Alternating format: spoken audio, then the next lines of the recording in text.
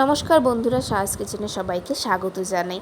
তো আজকে আমি বাড়িতে এগরোল বানিয়েছিলাম, তো সেটাই তোমাদের সাথে শেয়ার করছি। ডিম ফেটিয়ে রেখেছি, এখানে আটা মেখে রেখেছি, এখানে কালো জিরা, নুন, চিনি ও তেল দিয়ে ভালো করে ময়ম দিয়ে এখানে প্রথমে লেচিগুলো কেটে রেখে দিয়েছি।